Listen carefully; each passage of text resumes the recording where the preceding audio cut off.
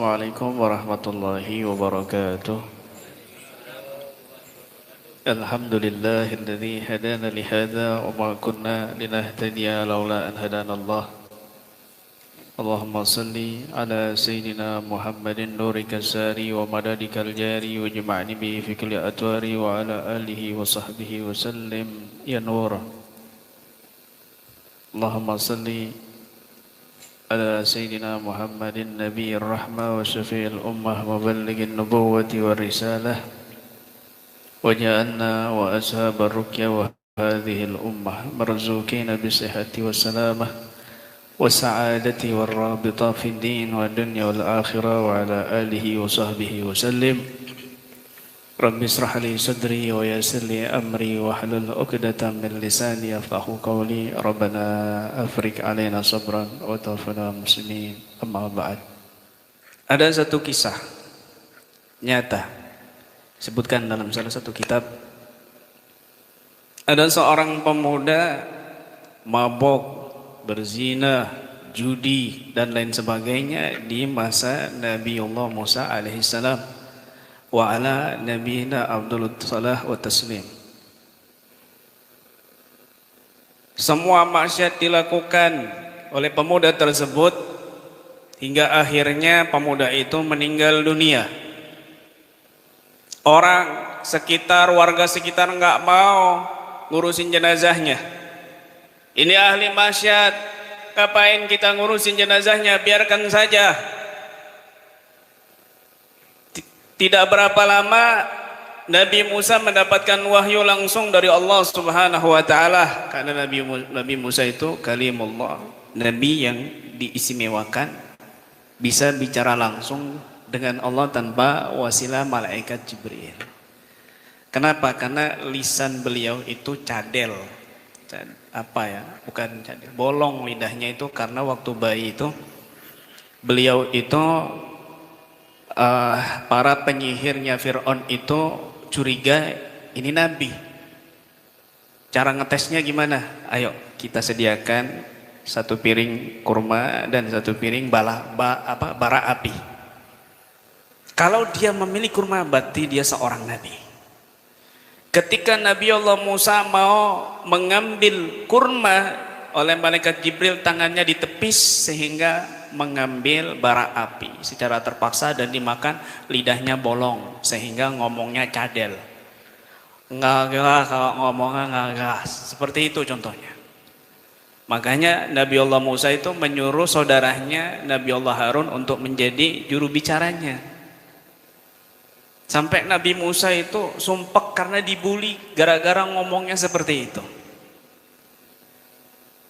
Sedih.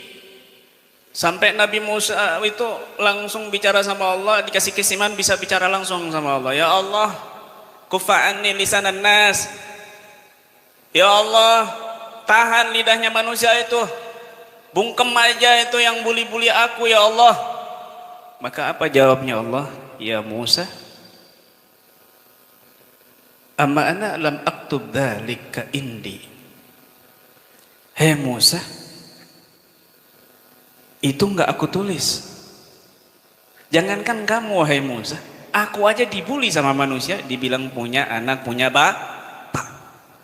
Aku aja Tuhanmu Allah dibully sama manusia, dibilang punya anak, punya bapak. Sabar, gitu, fokus. Makanya kalau dibully sama orang, jangan dengerin ucapannya orang. Kalau dinyinyirin sama orang kanan kiri, jangan didengerin, fokus saja kepada Allah dan usaha kamu, titik. Gitu. Maka Nabi Musa mendapatkan wahyu langsung dari Allah. Hei Musa, ada waliku kekasihku meninggal hari ini. Datangi dia, urusi jenazahnya. Makamkan dia dengan hormat, dengan sebaik-baiknya. Nabi Allah Musa turun. Sesuai perintahnya Allah, datang ke tempat yang dimaksud.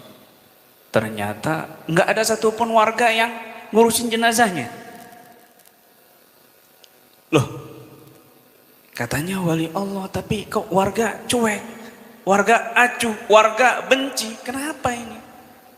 Penasaran Nabi Allah Musa. Penasaran, tanya sama warga, kenapa kalian ini tidak ngurusin jenazah kekasih Allah ini? Warga bingung, kekasih Allah, dia ahli maksiat, dia suka mabok, dia berzina, dia judi, dia ini dan itu.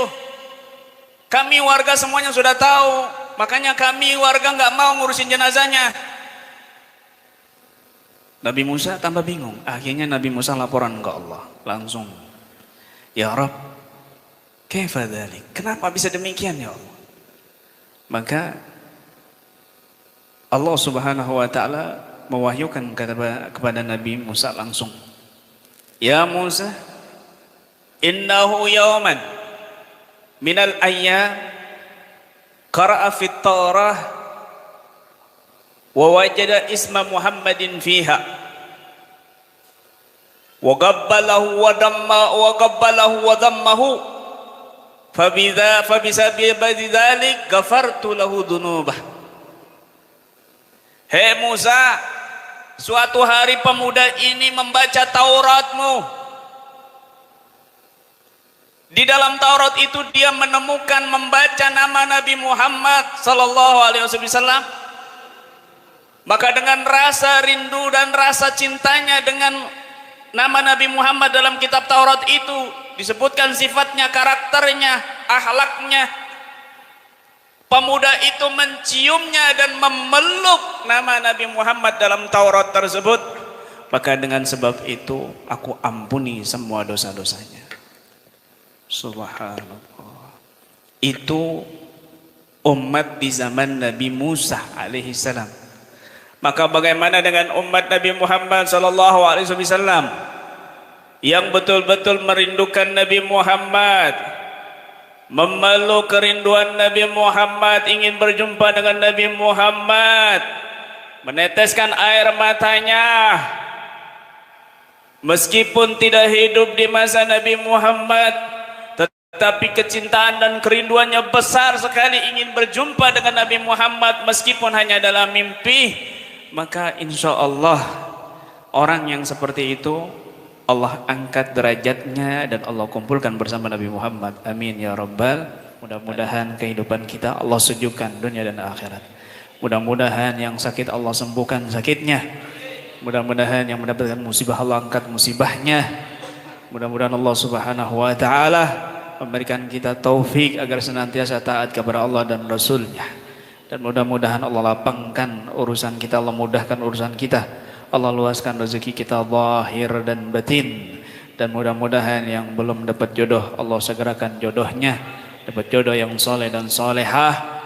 Yang belum punya keturunan Allah berikan anugerah keturunan yang soleh dan solehah. Dan mudah-mudahan Allah Subhanahu wa taala wafatkan kita dalam keadaan husnul khatimah. Husnul khatimah, husnul khatimah. Rabbana taqabbal minna innaka antas samiul alim wa tub alaina innaka antat tawwabur rahim. Allahumma jal jam'ana hadza jam'an marhuma wa tafarraqna min ba'dihi tafarruqan ma'suma wa la taj'al fina wa la ma'ana syakiyan wa la mahruman bi rahmatika ya arhamar rahimin ya arhamar rahimin ya arhamar rahimin. Rabbul fil lana wa li walidina warhamhuma kama rabbawna shighara. Rabbana atina fid dunya hasanah wa fil akhirati hasanah wa qina adzabannar wa qina adzabannar. Wa sallallahu ala sayyidina Muhammadin wa ala alihi wasallam. Alhamdulillahi rabbil alamin. Sirril Fatihah.